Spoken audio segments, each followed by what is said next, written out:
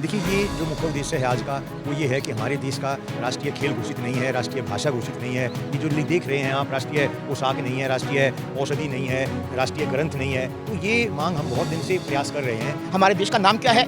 ये कहेंगे इंडिया, ये कहेंगे भारत। हमारे जो शहीद हुए हैं, जिन्होंने हमें आज़ादी दिलाई है, जो उनका गीत था वंदे मातरम, वही हमारा राष्ट्रीय गान होना चाहिए। लेकिन किसी भी देश को पहचान के लिए उसका एक अपना चिन्ह, उसकी एक अपनी आइडेंटिटी, उसका एक अपना स्वरूप, कुछ ना कुछ निर्धारित करना आवश्यक है। वो समय अवधि के अंतर्गत नहीं हो पा रहा है। लोग पीड़ित हैं और लोग पीड़ित होने के साथ में अपनी बात कहीं रख नहीं पा रहे हैं। मुगलों और अंग्रेजों की लूट खसोट के बावजूद आज भारत दुनिया की 5वीं अर्थव्यवस्था बन चुका है। देश में अंग्रेजों की ऐसी कई निशानियों को नेस्तनाबूद किया गया जो गुलामी की कहानी कहते थे। 77 वर्षों के इस लंबे कालखंड में बहुत कुछ बदला है। देश ने तरक्की की है। पूरी दुनिया भारत की ओर आस भरी नज़र से देख रही है। इस बीच भारत सरकार ने अनेक ऐसे फैसले भी लिए जब गुलामियत शासन की निशानियां मिटाई गई और आज उनका अता पता नहीं है। ऐसे में गुम हो गए भारत को पहचान देने की आवश्यकता है। देश में एक तरफ आज़ादी का अमृत महोत्सव मनाया जा रहा है, तो दूसरी तरफ आज़ादी जो हुई उसके बाद गुलामी की कुछ निशानियों को मिटाने का एक संकल्प भारत सरकार ने लिया। आइए उनसे से जानते हैं कि जिस तरह से देश में देश का राष्ट्रीय खेल, राष्ट्रीय भाषा, राष्ट्रीय औषधि, राष्ट्रीय ग्रंथ और राष्ट्रीय पोशाक को घोषित करवाने के लिए यहाँ पर एक धरना प्रदर्शन का आयोजन किया गया है। हमारे साथ मौजूद हैं अभी सामाजिक कार्यकर्ता हरपाल सिंह राणा जी। उनसे जानते हैं कि आखिर इसका मुख्य उद्देश्य क्या रहा और किस तरह से आज इस तरह से प्रदर्शन। देखिए, ये जो मुख्य उद्देश्य है आज का, वो ये है कि हमारे देश का राष्ट्रीय खेल घोषित नहीं है, राष्ट्रीय भाषा घोषित नहीं है। ये जो देख रहे हैं आप, राष्ट्रीय पोशाक नहीं है, राष्ट्रीय औषधि नहीं है, राष्ट्रीय ग्रंथ नहीं है। तो ये मांग हम बहुत दिन से प्रयास कर रहे हैं कि ये भी राष्ट्र की आवश्यकता है। ताजुब इस बात का है कि 77 वर्ष देश को आज़ाद हुए हो गए हैं, आज तक ये कोई भी चीज़ घोषित नहीं की गई है। देश में, हमारे देश में 20-30 ऐसे चिन्ह हैं जो घोषित किए गए हैं, लेकिन राष्ट्रीय भाषा ये जो देख रहे हैं ये अब तक घोषित नहीं हुई है। राष्ट्रीय खेल भी घोषित अब तक नहीं किया गया है, जबकि ताजुब ये है कि आज जितने भी व्यक्तियों से पूछा जाए 90% व्यक्ति कहेंगे कि हॉकी घोषित है, कोई कबड्डी बताता है, कोई दूसरी चीज़ बताता है, लेकिन अभी तक हमारे देश का राष्ट्रीय खेल ही घोषित नहीं है। ये बहुत ही दुर्भाग्य की बात है। हम यहाँ आज इसलिए आए हैं कि चुनाव होने वाले हैं, सभी राजनीतिक पार्टियों को हम एक ज्ञापन देंगे। अभी प्रधानमंत्री जी को इस विषय में पहले बहुत से ज्ञापन दिए गए हैं, आज राजनीतिक पार्टियों को भी एक ज्ञापन देंगे जो राजनीतिक पार्टी हैं सब देश में, कि ये भी अपने घोषणा पत्र में शामिल करें और इनको भी आप घोषित करवाएं चुनाव के बाद।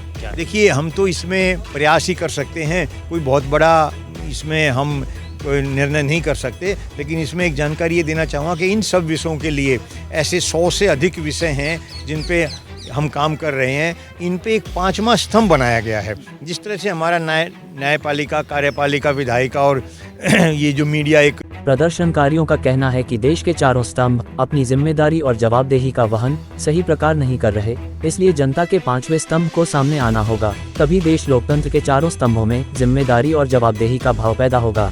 जो 5वां स्तंभ बनाया गया है, ये इसके बनाने का एक मुख्य उद्देश्य क्या है और क्या जो 4 स्तंभ ऑलरेडी देश में हैं, क्या वो इस तरह से वो हो गए हैं कि आज देश में इस तरह की मांगों को उठाने के लिए सड़कों पर उतरना पड़ रहा है, इस तरह के प्रदर्शन करने पड़ रहे हैं? इसकी ज़रूरत बन चुकी, क्योंकि चारों स्तंभ जो हैं, जो जिम्मेदारी जवाबदेही के साथ जो काम होना चाहिए था, वो समय अवधि के अंतर्गत नहीं हो पा रहा है। लोग पीड़ित हैं और लोग पीड़ित होने के साथ में अपनी बात कहीं रख नहीं पा रहे हैं। रख भी रहे तो इक्का दुक्का कहीं छुटपुट रख पा रहे हैं। इसलिए इस जन स्तंभ की, जनमानस की जो पीड़ा है, उसका जो 5वां स्तंभ बनना आवश्यक है, क्योंकि पीड़ा वही झेलता है, टैक्स भी वही देता है, सारी जो है उसको जो सुविधा मिलनी चाहिए मूलभूत, वो मिलती नहीं।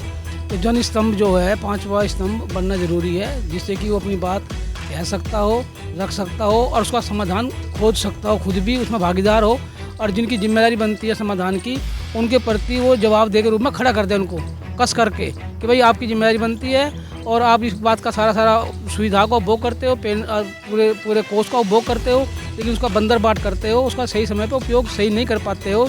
इसलिए जनमानस में बड़ी ताकत है। जिस दिन ये जनमानस इस बात पर खड़ा हो जाएगा 5वां स्तंभ, उस दिन जो है ये लोकतंत्र का जो 4 स्तंभ है वो सही काम करना शुरू कर देंगे। इस बीच राष्ट्रीय गान को लेकर भी सवाल खड़े किए गए। उसे भी सुनिए। वो राष्ट्रीय गान है जो कि अब हमारे देश में है भी नहीं, बंगाल है, सिंध है, सब पाकिस्तान में है। तो हमारे जो शहीद हुए हैं, जिन्होंने हमें आज़ादी दिलाई है, जो उनका गीत था वंदे मातरम, वही हमारा राष्ट्रीय गान होना चाहिए। वही शहीदों को सच्ची श्रद्धांजलि होगी और हमारा गौरव और बढ़ेगा। वास्तव में भारत का मान जिस प्रकार से दुनिया में उभर कर आया है वो गौरवान्वित करने वाला है। बीते दशकों में भारत ने विश्व पटल पर एक पहचान बनाई है। जरूरत है तो सिर्फ देश को अपनी पहचान देने की, जो क्रांतिकारियों को सच्ची श्रद्धांजलि होगी। डॉक्टर मोतीलाल गुप्ता।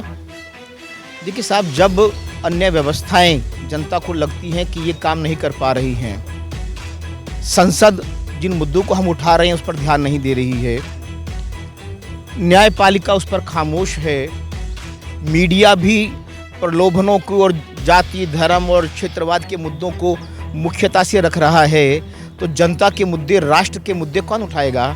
उसके लिए राणा जी ने एक संकल्प किया है कि 5वां स्तंभ बनाएंगे, जनता का मंच बनाएंगे, जागेंगे और जगाएंगे। हमारे देश का नाम क्या है?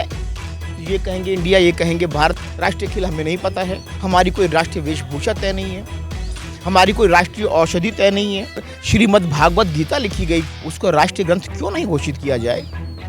इस प्रकार की जनता की मांगों को लेकर हम किसी राजनीतिक दल की मांग नहीं रख रहे हैं, किसी क्षेत्र की मांग नहीं रख रहे हैं, किसी धर्म की मांग नहीं रख रहे हैं। हम देश की अस्मिता और पहचान को बनाने के लिए मांग रख रहे हैं। जिस भाषा को ज़्यादा से ज़्यादा लोग बोलते हों और उससे भी कई गुना समझते हों, उसे राष्ट्रीय संपर्क भाषा बनाया जाए।